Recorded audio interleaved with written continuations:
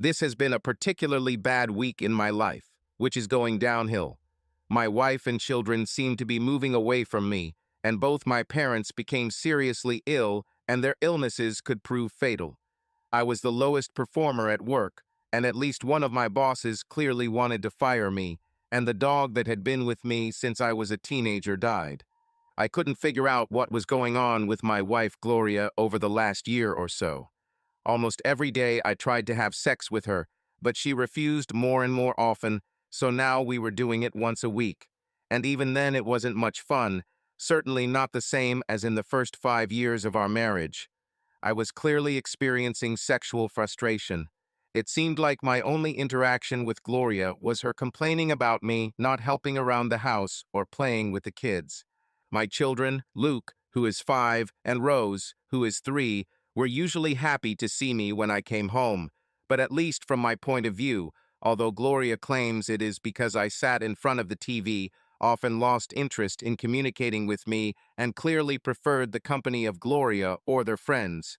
I sold insurance in an agency where there was high competition. This was a job I had been doing for 2 years after I was fired from my position, air traffic controller, but I was not able to achieve success in it. I wasn't meeting the target, wasn't getting bonuses like most of my coworkers, and seemed to be very annoying to one of my bosses and at least a little annoying to the other. Gloria worked part-time selling cosmetics in a retail store, but our financial situation left much to be desired. We had virtually no savings, and our only salvation was that the small house we bought 4 years ago had appreciated significantly, and the mortgage was quite affordable. My father had been suffering from cancer for several months, and now my mother had also been diagnosed with cancer. Luckily, it was stage 0, so with the right treatment she should have recovered. But combined with the situation with my father, it was making me depressed. The last thing I needed was for that damn dog Quincy, who was my only connection to my youth, to die. So early on a Thursday afternoon, with my self-esteem at a low level, when I had to look for new clients to fulfill the plan, I found myself at a bar a few blocks from the office. I grabbed a beer from the bar and sat at a table in the corner, figuratively crying into my beer mug. There was no waitress in the bar at this time, and there was only one other customer, a woman I glanced at briefly as I passed on my way from the bar to my table. When it was time to grab another beer, I returned to the bar and the bartender refilled my glass. As I walked past the woman back to my table, I met her gaze. Since she was sitting, I couldn't get a good look at her figure, except that she couldn't hide her seemingly very large breasts, but I did get a good look at her face. She had an olive complexion, dark hair, and pleasant features, although she was certainly not a classic beauty. But she had mysterious eyes that seemed black, and a completely sad expression on her face. I couldn't tell exactly how old she was, but I guessed she was 3 or 4 years older than my 28. You look as sad as I do, and if that's the case, then I really feel sorry for you, I muttered as I walked past her. Her eyebrows raised, but she didn't say anything. As I returned to my table, I noticed the woman looking in my direction from time to time. After a few minutes, she stood up, walked over to the bar, and grabbed another drink. Then I took a good look at her. All over her figure was simply gorgeous. She had large breasts, a thin waist, wide hips, a round butt, and really beautiful legs. When they poured her a new glass, she suddenly, instead of returning to her table, came to mine. She didn't ask if she could sit down, she just sat down. So what's your problem, hero? Sorry if I was too blunt when I told you that you looked sad, I replied, defending myself from her direct question. You were more direct than intrusive, and to me, direct is a good thing. And yes, I feel like crap, but I was the first to ask, what's your problem? I'm not the most open person in the world. I don't tend to open up to anyone. I'm a good listener, I don't judge people, and I can solve any problem except my own, of course, she answered quickly, the last words spoken with something between a chuckle and a nervous laugh. I silently looked into her black eyes for a long time to time glancing at her ring finger of her left hand, on which there was a wedding ring and a huge diamond with emerald inserts. She looked straight at me, occasionally taking a sip of her drink, which I concluded was drambuie. An odd choice for an afternoon drink at a bar, I thought. Finally, I said, "Okay," and then began to pour my heart out to this complete stranger. She let me talk for almost an hour, interrupting only when our glasses were empty and I got up to refill them and became convinced that she was indeed drinking drambuie. She occasionally inserted a short comment or asked a leading question, sometimes raised her eyebrows or made a face.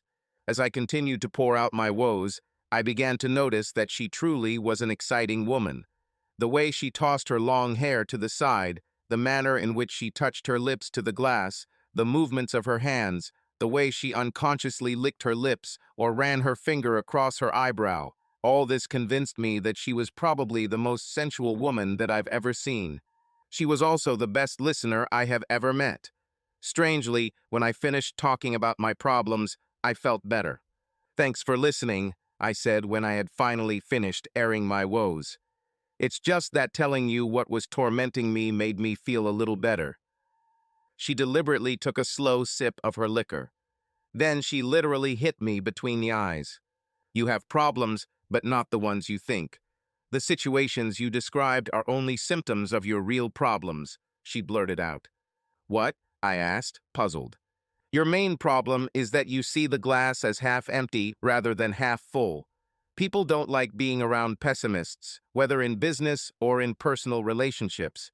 Secondly, you have poor self-esteem. You don't realize that you have the inner strength to become what you want to be. If only you would use it, you could successfully deal with all the manifestations of your problems, and instead of whining, you would act." She then paused for effect before saying, "Thirdly, your wife is completely right in telling you that you should help around the house and pay attention to the children rather than sit around in front of the TV." Then, after another pause, she smiled a devilish smile and concluded, "Fourth, you really need to have some good sex." I didn't exactly fall out of my chair, but I was as shocked as I had been in any other conversational situation in my life. Strangely, although my reaction was not positive, it was not negative either. Without any attempt at sarcasm, I replied, "Are you a psychologist or something?" "Something like that," she chuckled. "Before I analyze you further, I have a question and I want an honest answer. Okay? After your statement, how can I be anything other than honest?" I laughed. "Do you find me attractive?" I paused for a few seconds, not quite the question I was expecting. Finally, I replied, "Yes, I do. I like both your body and your personality, at least for now, unless you voice a dozen more of my characteristic flaws." "How old do you think I am?" 32, I answered immediately, hoping my honest opinion wouldn't offend her. 38, she answered quickly. "You think that's too much for a 20-something guy? I think you could have any man you want just by beckoning him with your finger." She stood up from the table, walked away from the bar, swaying her prominent hips, and then stopped about 10 feet from me. She turned and beckoned me with her right index finger. Her sad look changed to sexy. I was in a trance and stood up from my seat without any conscious thought and followed her, mesmerized by her swaying ass. The bar we were in had a men's restroom, a women's restroom, and one for the disabled in between. She stopped at the disabled toilet and motioned for me to open the door for her. When she came in, she grabbed my hand and pulled me in with her, then closed and locked the door. "We need to have nice, animalistic, spontaneous sex," she grinned. "It will help you, and I need it too now." We had sex. Thank you, I really needed this. It was some of the best sex I've ever had. "Damn it, thank you. I don't even remember what problems I had," I said, giving her another kiss. "Let's go back to our table and talk," she said with a sly smile. I stopped at the bar to get us both another drink. When I sat down next to her, and not opposite, she asked, taking a sip from her glass. "Okay, hero, if you want sex again, I need to know your name," she said. As I began to answer, she interrupted me. "I don't need your real name, just a name by which I can address you." Since Brett Favre was my favorite football player, I responded, "Brett, what's your fake name?" "Gina," she said with a smile. So, Brett, do you want to continue? Because the last time was the best time of my life. Hell yeah, was my immediate and unconscious response. Are you willing to do this on a regular basis without learning anything about me, without becoming attached to me, and without ever finding out who I am, where I live, etc.? She continued, I thought about it for a second.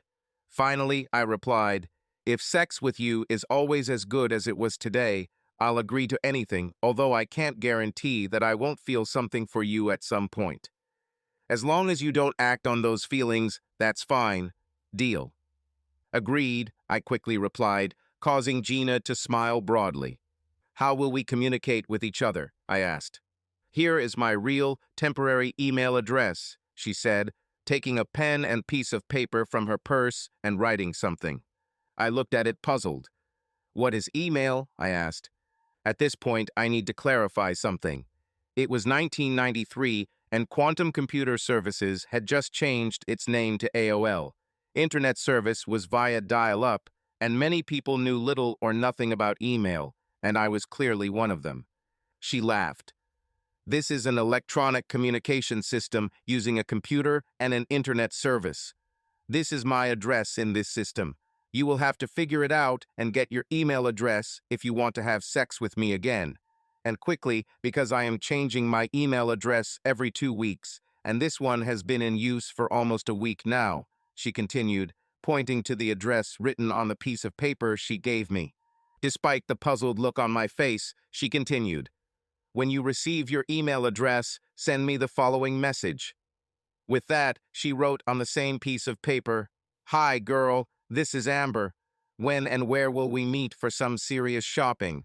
Gina then added, I'll text you the time, date, and location, and we'll meet again. I was still puzzled when she squeezed a quick kiss, stood up and said, I have to run. I hope you're interested enough to figure out what's what. And with these words, she left. I left the bar with a purpose and a mood that I hadn't had in years, if ever. I went back to the office and made a to-do list. It included becoming more successful at work, because if I'm going to have an affair, I need to make sure that my finances are in order, understand what the internet and email are and learn how to use them, and find a way to improve relations with my family so that they will be happy and not suspect about my adventures with Gina. I took everything Gina said to heart, especially that I am a pessimist, lacking self-confidence, and do not pay enough attention to my family. I decided that these traits of my character would change right now. That evening, with a new outlook on life, I returned home in high spirits. I hugged and kissed Gloria tightly, wrestled with Luke and Rose, and ran around following them around the house, pretending to be a monster tickling them. Without any requests, I set the table and poured milk for the children. Gloria didn't say anything, but I saw her eyebrows rise and a small smile appear on her face. At dinner, we talked only about pleasant things. I cleaned up Rose's spilled milk, and, instead of scolding her for it, I began to tickle her. I put away the dishes and uploaded the dishwasher, which, although not unheard of, happened extremely rarely. After everything was cleared up, I convinced Gloria, Luke, and Rose to play a team game at Candy Land, where I was teamed with Rose and Gloria was teamed with Luke. I didn't pay attention to the TV, let alone turn it on. I read the kids a bedtime story which, while not unheard of, was extremely rare, and instead of immediately becoming couch potato commander, I asked Gloria if she wanted to watch something. I actually sat next to her and hugged her while we watched the melodrama. I didn't even criticize the film while watching it. That night, when we went to bed, instead of trying to attack Gloria, even though Gina turned me on so much that I would have loved to have sex with her, I gave her a back rub and then just held her to sleep. The next day, Friday, I went to work an hour earlier than usual. I went to a computer store I found in the phone book the night before. I found a very helpful and knowledgeable employee there, what today would be called nerd, who gave me a crash course in computers and email, and even demonstrated how email works and how to get online. I found out that I could buy a simple computer and modem in installments, and did so. This guy promised to install it in my office in the afternoon. When I got to work, I told my boss that I was going to buy a computer so I could search for potential clients online and asked what I needed to do to start selling business insurance, not just personal insurance. Despite some misgivings on his part, for the first time in months, he seemed willing to truly interact with me. The first thing I did when this computer guy installed my computer was create an email account with it. I spent the rest of the day searching online for potential clients and found a course at a local college on business insurance. That evening, Gloria's sister Sybil and her husband Bill came over for dinner. Once again, I set the table, cleared it, read the children a story when I put them to bed, and was in high spirits talking with Gloria's relatives after the children went to bed. During the evening, Gloria and Sybil expressed a desire to watch a movie that Bill and I were not interested in. "Honey," I said to Gloria, "if you can watch the kids tomorrow morning while I go to work and sign up for a college course, I'll watch them while you and Sybil go to the movies. I'm sure Bill will be glad to have the opportunity to go to the movies. Bowling while Sybil is away." All three perked up. "Won't you be bored?" Gloria asked in surprise. "Hell no, the kids and I will have a great time, and when they go to bed, I'll start studying business insurance. I want to expand my knowledge so that I can be more successful at work." None of them had ever heard me talk about working on the Sabbath or expanding my professional responsibilities, so they were more than a little shocked. However, Bill really wanted to go bowling. Gloria really wanted to take a break from the kids and go to the movies, and Sybil really wanted to not only watch the movie, but also spend the evening with her sister, so all three agreed with big smiles on their faces.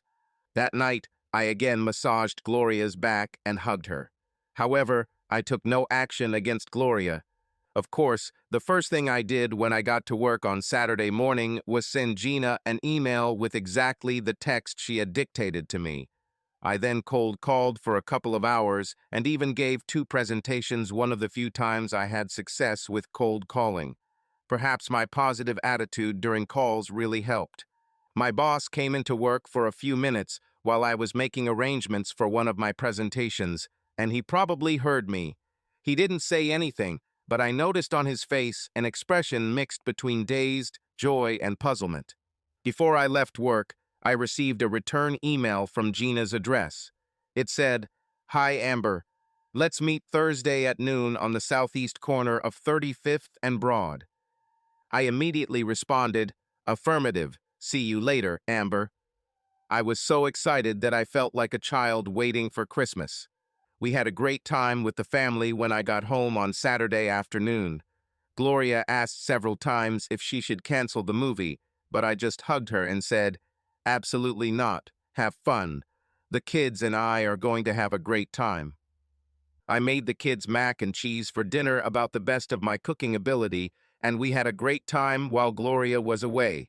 I realized that caring for children alone was more exhausting than I thought, and Gloria found me asleep in front of the TV when she returned home. She woke me up and enthusiastically told me what a good time she and Sybil had and how much I wouldn't like the movie. She then thanked me for looking after the children. "Hey, they're my kids too. I wasn't babysitting. We had a good time, and I now understand how difficult it can be to take care of them alone. I promise to help more in the future." I think Gloria even had tears in her eyes when I said that. She kissed me. While I was showering before bed, something happened that hadn't happened since we had kids. Gloria got into the shower with me. Lying next to her, I wondered, is being in a good mood, helping around the house, and taking care of the children an aphrodisiac for Gloria? What else could explain the best sex in the last year? The next week, I was on a natural high. The sex that Gloria initiated, not only on Saturday night, but again on Tuesday evening, further increased my positive mood. The children were happy to spend time with me. The boss, although reserved, seemed to begin to change his attitude towards me, and I did sell 2 over $500,000 worth of insurance policies and 1 small disability policy by mid-Wednesday. Luckily, everything worked out so that I could barely contain my excitement before meeting Gina on Thursday. Will she look as good as I remembered? Now that things are looking up for Gloria and I, should I cancel the appointment? Will I end up disappointed? Or will she? These are just some of the questions that were running through my head. I was able to keep my doubts at bay by making a few more cold calls at work on Thursday morning. I really started to get good at it. However, at about 11:20, my nerves left me and I went to meet Gina. I arrived at the corner of 35th and Broad at 11:50 m and paced around restlessly, anxious and excited. A minute after noon, a young girl came up to me, handed me an envelope with a note and a key, and left without saying a word. In 3 minutes, enter the building at 3618 Broad and go up to room 1212. The key opens the elevator and the door to the room. I did as instructed. The building at 3618 Broad appeared to be an apartment building or condominium and was likely 15 or 16 stories tall. Room 1212 was located in the back, not facing the street. I quietly entered the living room. I noticed that it was quite spacious and furnished with nice furniture and original artwork. The modern kitchen was to the left, with a hallway extending further to the left. Turning towards the corridor, I quietly asked, "Is anyone here?" In the bedroom came a sing-song voice from the depths of the corridor. When I entered the bedroom, I was greeted by a magnificent sight. Gina stood there with her hands on her hips and a smile on her face. "Wow," I exclaimed reflexively. "Do you like it?" she asked, obviously rhetorically, slowly spinning around her axis. "Your body is breathtaking," I breathed, and I actually felt like I had lost my breath. I was in a daze as I walked back to my office. I'm sure I almost got into a few accidents, but somehow managed to stay alive. The first thing I did when I returned was to splash cold water on my face. Then I started saying 5 names from the list Gina gave me. As a result, 3 appointments were made. I was stunned. I really felt good that night. Gloria was working that day, so I called her as soon as I knew she would be home and suggested taking the kids to dinner, something simple, like Olive Garden, but which she and they both really enjoyed. We were happy for during dinner and after it. After we put the kids to bed, Gloria snuggled up with me on the couch, and we fell asleep in each other's arms and dragged our giddy asses to bed around 2 a.m. Gloria and I made love on Friday night, twice on Sunday and on Tuesday night, each time at her initiative, but with my enthusiasm. The first night I dreamed it was Gina, but after that I only liked Gloria. 2 of the 3 people I met with on Gina's list ended up purchasing policies. I sold 2 more on my own before meeting Gina on Wednesday. When I arrived in room 1212, Gina was waiting for me in the living room, wearing an apron, high heels, a frilly maid's cap, and a feather broom in hand. "Oh, Messier, I'm so sorry. I didn't know you were coming," she said in the worst French accent I've ever heard in my life, pretending to cover her chest. I played right away. "Michelle, you are a bad girl. I've told you many times to stay fully clothed when you clean my apartment. What do I need to do to punish you so you learn your lesson?" "Oh, please give me another chance," she continued in her terrible French. We had sex. She started asking me about Gloria, the children, my work, and my parents' health. After the shower, as I was getting ready to leave, she asked for the key back since we couldn't use the apartment again, and said she would email me from a new email address about when and where to meet next. Then she slipped a piece of paper into my pants pocket, and we kissed goodbye. Back at work, beaming with happiness and pride, I looked at Gina's note. On it was the name of the doctor my father would see for cancer, as well as the names of 4 potential insurance clients. I immediately called my father and asked him to make an appointment with the doctor on Gina's list, then called 4 people on her list, which resulted in an appointment with 2 of them. Over the next 3 months, my life continued to get better and better. My relationship with Gloria, including sex, has never been better. The children liked that I paid attention to them and not to the TV. My mother's treatment worked, and the doctor Gina recommended to my father gave him new hope. At work, my boss had a heart-to-heart talk with me, who had previously clearly sought my dismissal. About 4 months ago, I was fired within a week. I don't know what influenced you, but your improvements have been impressive. You might even be able to claim a bonus at the end of the year. Keep up the good work. Sex with Gina not only remained incredible, but it seemed to get even better if it was possible. We met once and sometimes twice a week. Our month's meetings changed every week, as did the days of the week and time, and all our communication took place exclusively through email encrypted. Gina changed her email address about every 2 weeks, while I used the same address to correspond with her, although I had another email address that I used for business purposes. Besides sex, Gina and I always had interesting conversations. She was always an interesting person to talk to, always had at least one great motivational idea, and helped me with my sales approach. There was nothing but joy unless I started asking questions about herself, her business, or her family. I warned you, don't ask me anything. That's the only thing that can kill our relationship, she said with a serious tone. After the third time I asked inappropriate questions, I had to convince her to go back to bed. She got so angry that I never asked again. About 4 months into our meetings with Gina, after our first amazing sex on a Thursday afternoon, she had news. Listen, Brett, we won't be able to meet for the next 2 weeks. I'm going to Europe with my husband. Even though I suspected she was married because of her engagement ring, this was the first time she confirmed it. But I have a recommendation for you. Send the kids somewhere and take your wife on a trip to have some proper sex with her. I was dumbfounded by her words. When I came to my senses, I said, God, Gina, I'm going to miss you. I would love to take your advice, but I'm not in that financial position right now. Although I'm on track to get a nice bonus at the end of the financial year, I had to pay off my computer, and I don't really have any funds saved up for the trip. She grinned. I have another surprise for you. Bring me my purse. I fetched her purse from the chair in the bedroom where we were and gave it to her. She pulled out $1,000 in cash and handed it to me. Here's a loan, take your wife on a trip without the kids. I tried to refuse, but she didn't want to hear it. In the end, I agreed, but asked, what are the conditions? Get your money back within a year. What's the interest rate? At least one sex a month. Deal, I said, kissing her. By Sunday, I had already arranged for Sybil to look after the children with the help of a nanny. I talked to Gloria's boss at her job and arranged for her to take Wednesday through Sunday off. I prepared my schedule so that I could take days off too, and I booked 4 nights and 5 days at a resort hotel about 200 miles away. Although it was not easy, I kept everything a secret from Gloria until I took her away on Wednesday morning. She objected, but Sybil helped her pack her things and convinced her that she needed a vacation. We hadn't had a family vacation in 2 years, and no vacation as a couple in the last 4 years. Gloria and I had sex, received a couple's massage, and thoroughly enjoyed each other.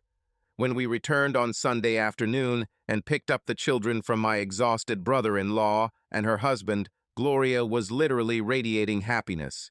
The children were delighted to meet us, hugging and kissing us. After we put them to bed for the night, Gloria led me into the living room and sat me down on the couch.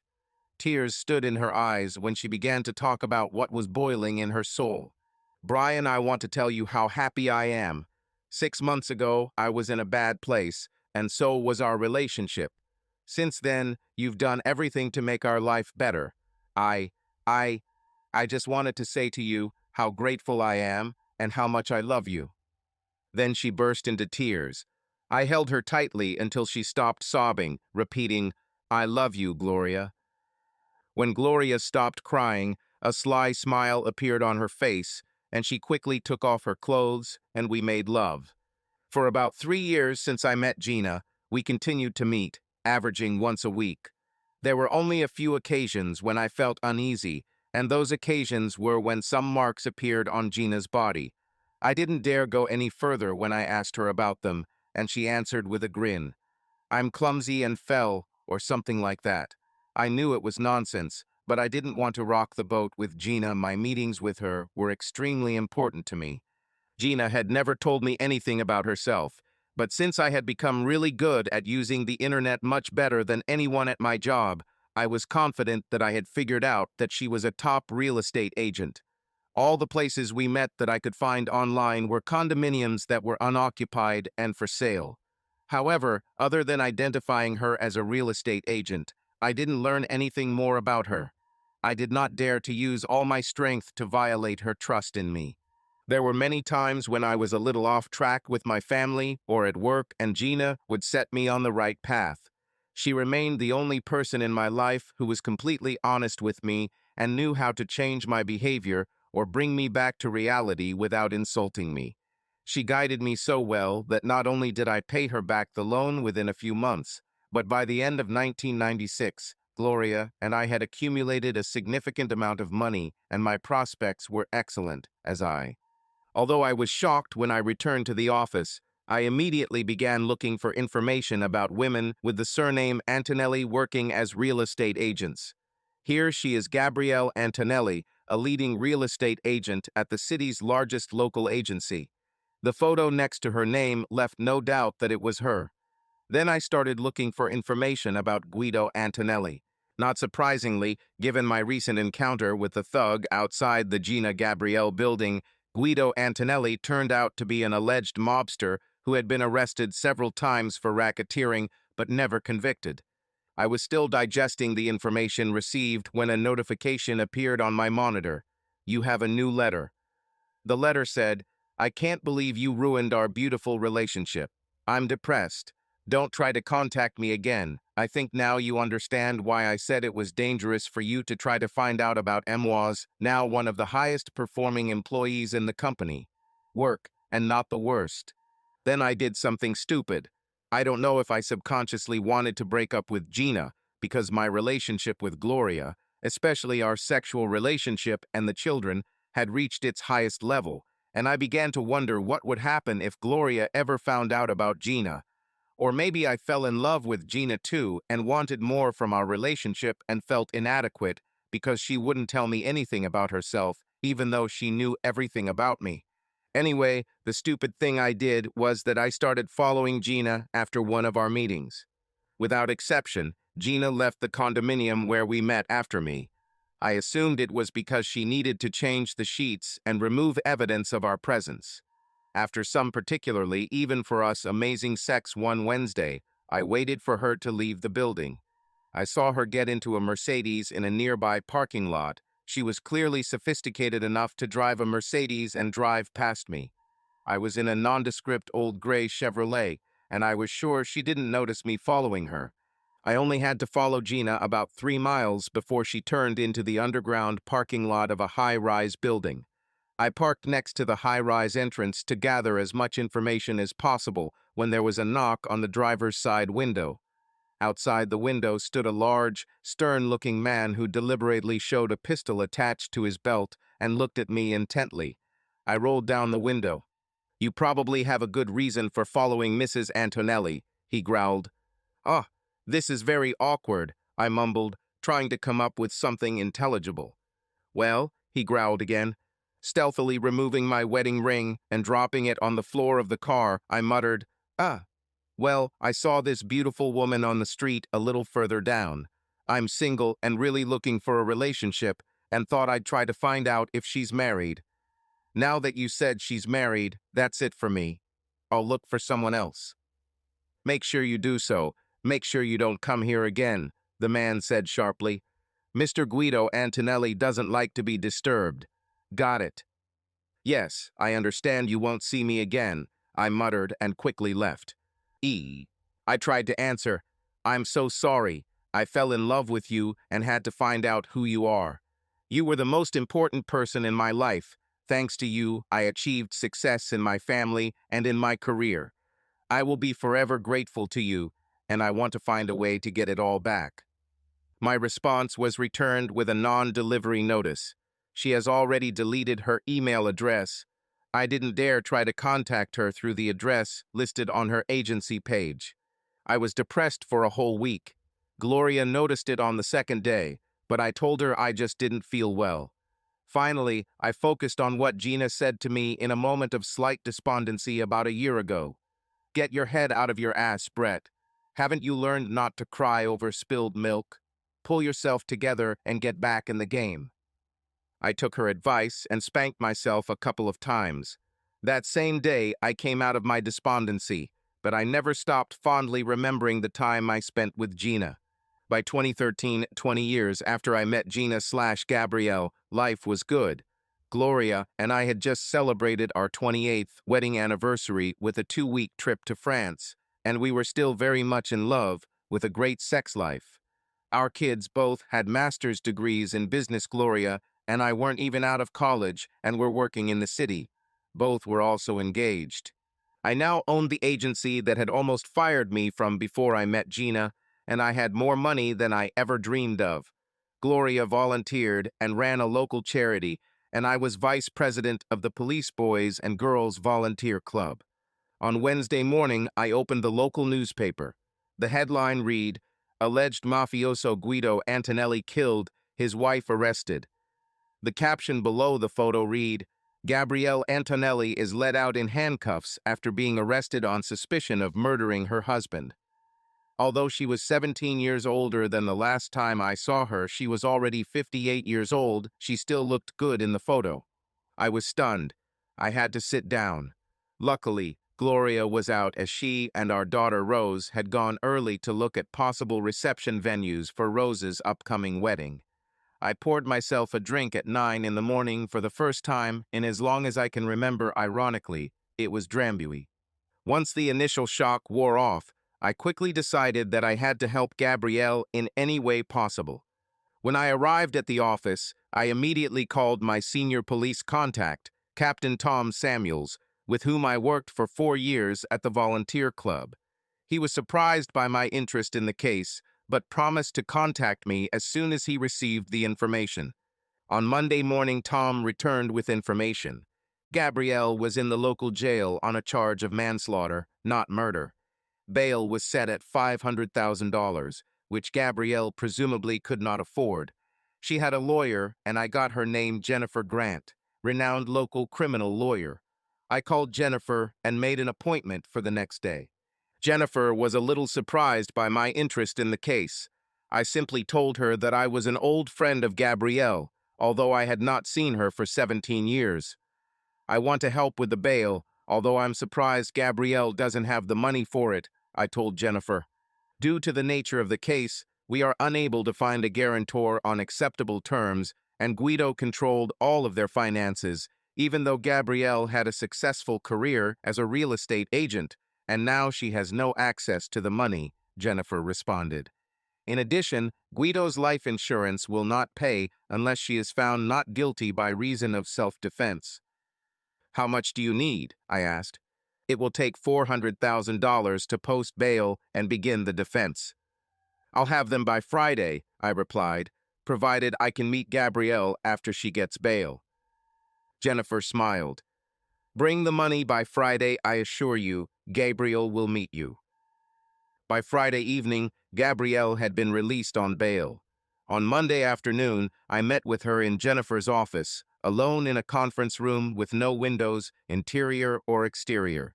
When I closed the door, Gabrielle stood up and walked toward me.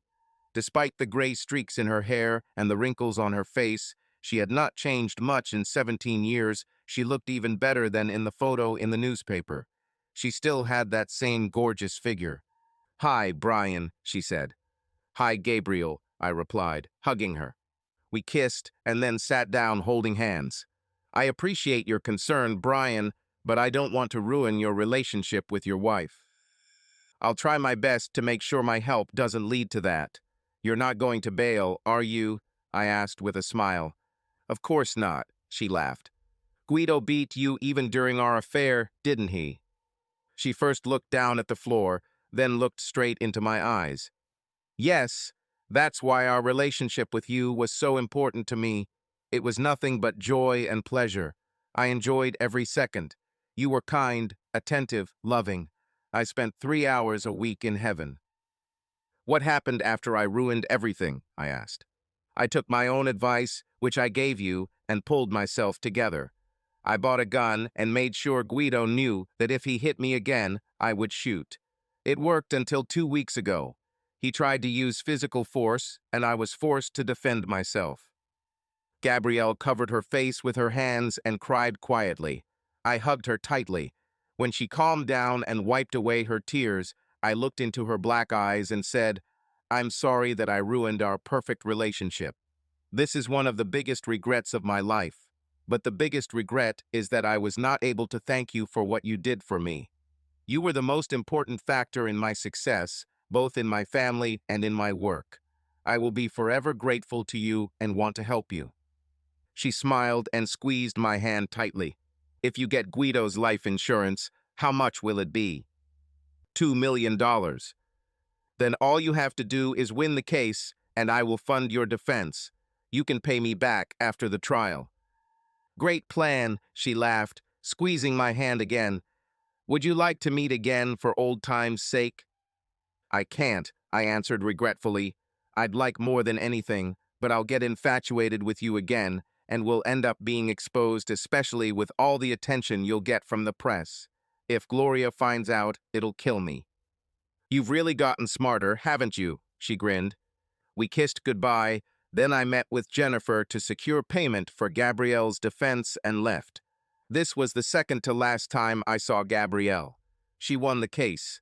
Jennifer was incredibly efficient and professional, and Gabrielle was an ideal witness, so the trial lasted only 3 days. The jury deliberated for only 2 hours before returning a not guilty verdict. I was in the courtroom when the jury announced their verdict. After the trial ended, Gabriel and I exchanged smiles from afar, but given the presence of journalists, we could not hug or kiss each other without it making the news. She collected the insurance payout, returned the money I paid for her defense, and moved to an undisclosed location to get away from her husband's former business partners. I still remember her with warmth. She was the best thing that happened in my life, and because of her, I achieved success in my marriage and career. Subscribe to our channel so that your love doesn't cheat on you, and go ahead and listen to the next story, because this story is nothing compared to the next one. If you're under 18, don't even think click to the next one. Click to the next one. Click to the next